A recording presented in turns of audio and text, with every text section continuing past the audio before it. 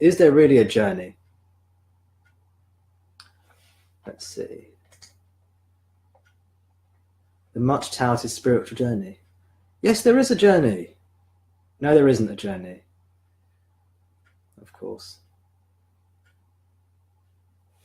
Well, when you consider yourself to be the body-mind, there appears to be a journey. And when you see through the illusion of that attachment, then you realize there's no journey. Where can you travel from and where can you travel to? And one of the deficiencies of the way I teach, one of the problems with the way I teach, is that I entertain both notions depending who I'm talking to. It's just a spontaneous expression in the way Tom expresses himself in these teachings. Sometimes I acknowledge the journey and sometimes I don't. Sometimes I acknowledge the seeker. More often than not, I do. And sometimes I don't. I mean, really, there is no journey. There's no journey.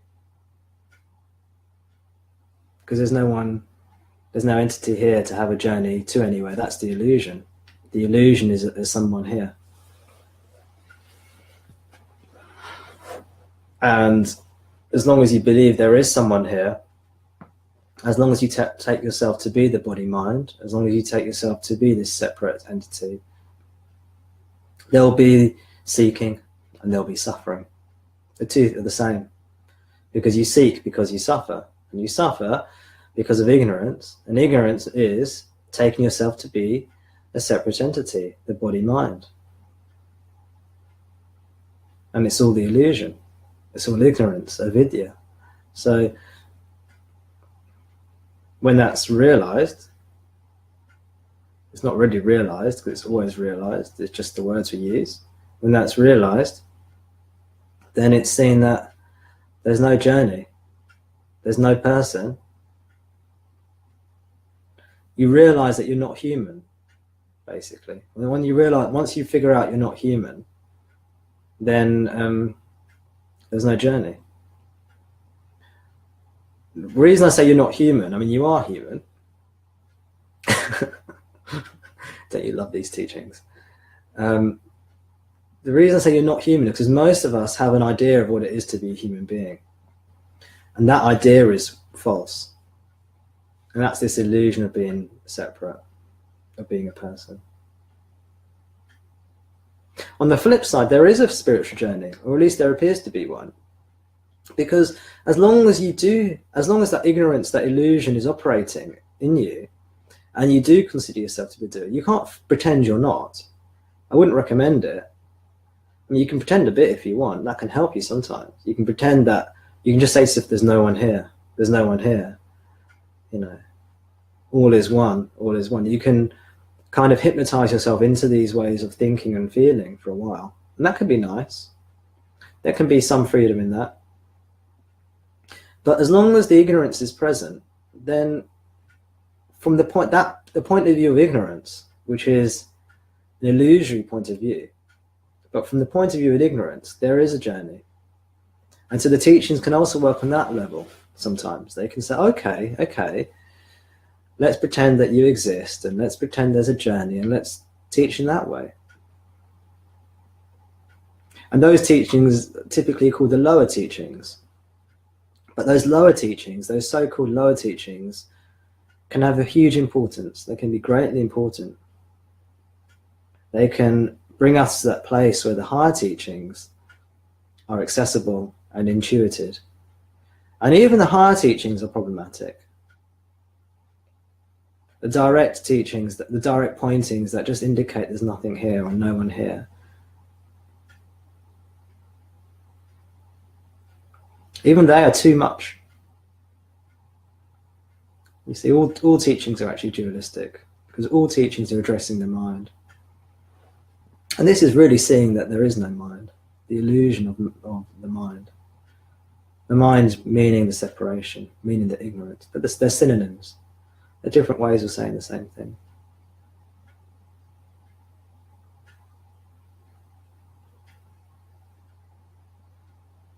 And there isn't an apparent process.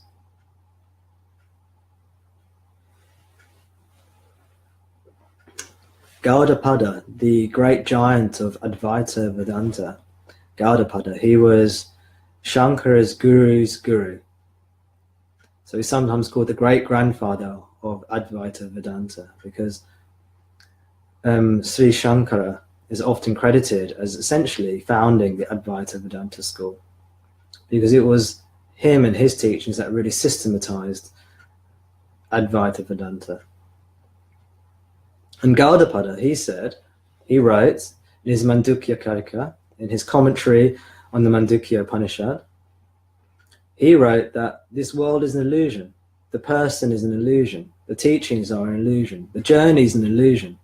It's all an illusion.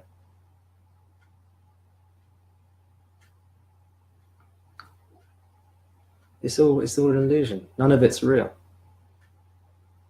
And then he said, here's how you get out the illusion. And he described the journey of the seeker. And he prescribed techniques and practices for the apparent seeker. Because there is an apparent journey, and it tends to have patterns in it. There tends to be patterns you can recognize. There are trends. And there are techniques, and you see, ultimately, it all comes crashing down. It's all worthless.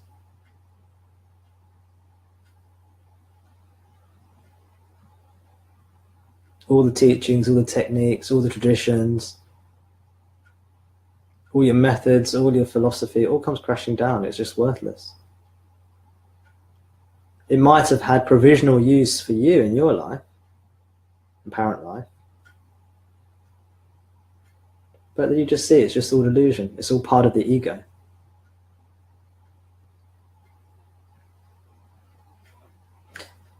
This is why it's sometimes said that this is just the grace of God, manifesting, expressing, enlightening itself. And that's really what this is. It's just about the grace of God. Grace. You can't understand it, really. It can't be understood. You don't need to understand it. I don't understand it. Just the way it is. There's no one here. There's nothing to do.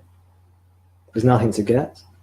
The seeker thinks there's something to do. The seeker thinks there's something to get. But the seeker's the problem. And of course, there is no problem. What's the problem?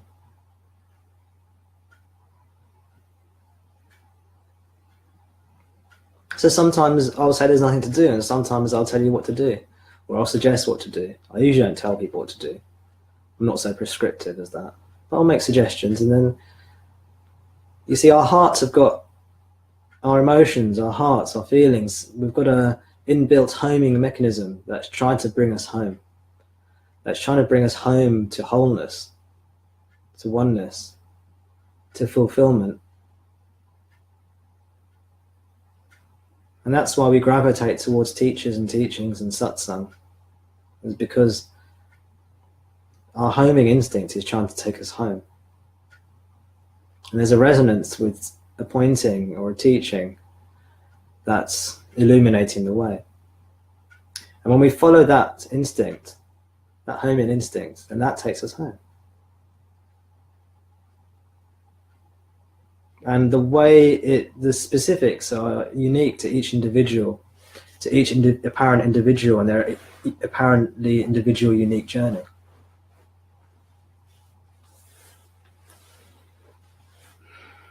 So what I offer here are just guidelines, just guidance, just to prod you in the right direction. Have you ever been in those swimming pools where they've got these water slides, and these really big sort of tunnel water slides that sort of spiral around, and at the end you come out, splash at the bottom?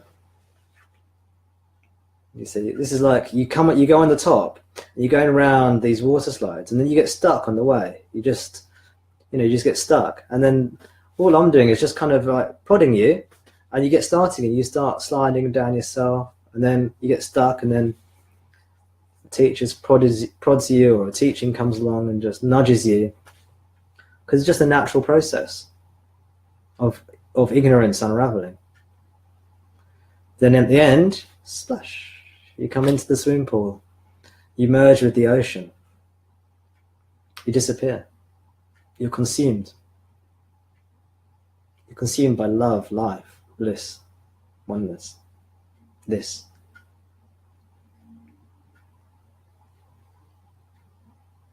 You're totally consumed.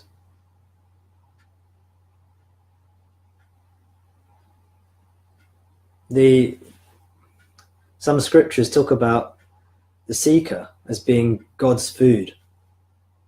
God eats us. We are God's food. God is not our food. God's not there to satisfy us. We're God's food. We're there to be consumed. And that consumption naturally happens if we allow it to, if we don't get in the way. And the teacher, the teachings, is just an external superficiality to prod you in the right direction.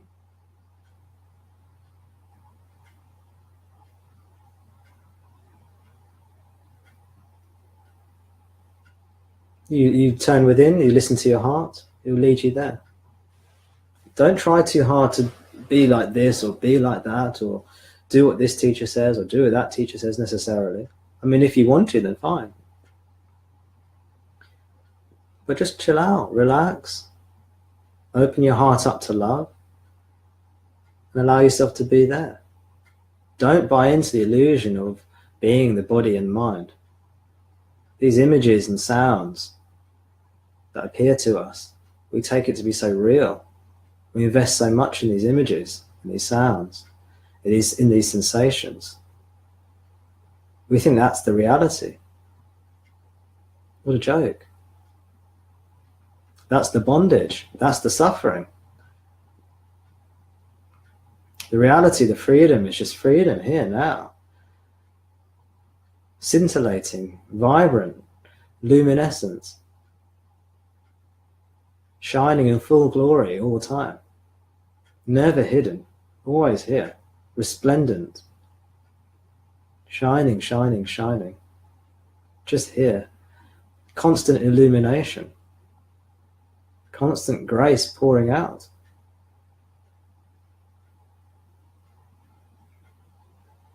The ego goes, how do I get it? How do I get it? I don't feel it. I don't feel it. How do I get it?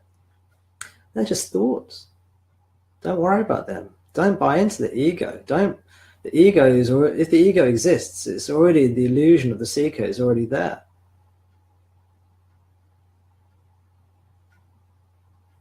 There's no one here. It's just all happening.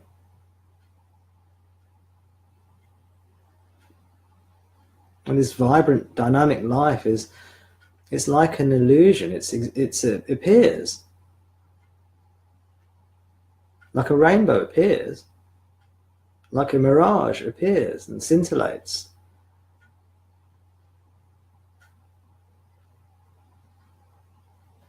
But see it for what it is. A fleeting flicker. We don't have to deny it. We don't have to shut it out and suppress it. That's just more ego. It's just seen for what it is. It is what it is. Our true self just shines on them. It's just shining. Whole and complete. Nothing needed, no journey. No spiritual journey.